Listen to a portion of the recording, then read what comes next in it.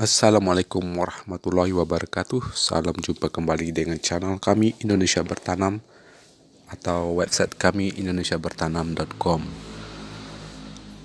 Pada kesempatan kali ini kita akan membahas tentang penyakit blast atau yang lebih spesifiknya yaitu patah leher pada tanaman padi sawah.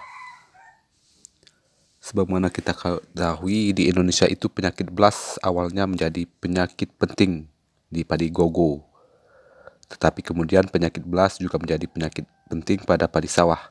Dari tahun ke tahun cenderung meningkat. Blast dapat menyerang pada fase vegetatif atau blast daun, dan fase generatif disebut busuk leher atau patah leher. Nah, ini adalah gejala blast pada tanaman padi sawah. Gejala dapat dijumpai pada daun, batang, malai, dan bulir. Gejala pada daun berupa bercak konsentris, umumnya berbentuk belah ketupat dengan pusat berwarna putih keabu-abuan dan tepian berwarna coklat kemerahan. Gejala pada tangkai malai ini menyebabkan pembusukan sehingga malai hampa karena hasil fotosintesis tidak dapat disalurkan. Tingkat infeksi blast daun tertinggi pada periode antara pembibitan dan pembentukan anakan.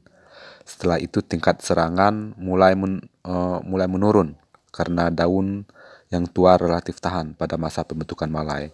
Blast menyerang lagi terutama pada ruas batang dan tangkai malai padi. Nah, ini contohnya pada tangkai malai padi yang sering menyerang pada tanaman padi sawah. Blast atau busuk leher atau patah leher pada tanaman padi sawah sehingga tanaman menjadi bulir padi menjadi hampa. Adapun sumber utama penyakit dari blast ini adalah tanaman padi yang sakit. Benih juga bisa menjadi sumber penyakit. Blast yang menyerang rerumputan dapat menyerang padi setelah beradaptasi pada varietas padi yang rentan. Patogen mudah membentuk keras baru yang lebih virulen. Jerami atau sisa tanaman yang telah terurai dalam tanah tidak menjadi sumber penyakit karena kemampuan saprofitik cendawan ini sangat rendah.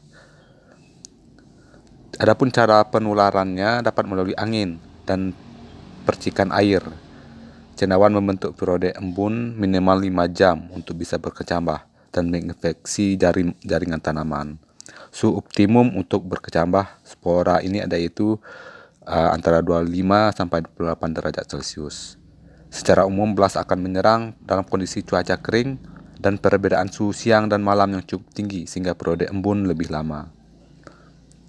Faktor-faktor yang mempengaruhinya yaitu serangan penyakit blast dapat dipicu oleh kondisi stres pada tanaman seperti kekurangan air dan penggunaan herbisida atau racun rumput. Tidak kembalinya jerami ke lahan menyebabkan tanaman kekurangan unsur kalium dan silika. Musim kemarau meningkatkan risiko serangan blast. Benih yang tidak sehat atau terbawa patogen. Itu faktor-faktor yang mempengaruhi laju penyakit blast ini. Rekomendasi pengendaliannya yaitu mengembalikan jerami ke lahan sebagai sumber kalium dan silika, kemudian menghindari penggunaan herbisida, kemudian penanaman benih dengan trichoderma. Pada video sebelumnya telah kita bahas tentang cara membuat agen hayati trichoderma. Anda bisa nonton di video sebelumnya yaitu di playlist jamur trichoderma. Kemudian lebih waspada ketika ada serangan blast daun karena berpotensi menimbulkan penyakit blast leher. Dengan memakai atau menyemprotkan trichoderma cair ataupun menaburkan pupuk trikokompos di saat pengolahan lahan. Ini penting sekali karena sebagaimana kita ketahui yaitu pupuk trikokompos itu yaitu pupuk kompos yang mengandung trichoderma tadi.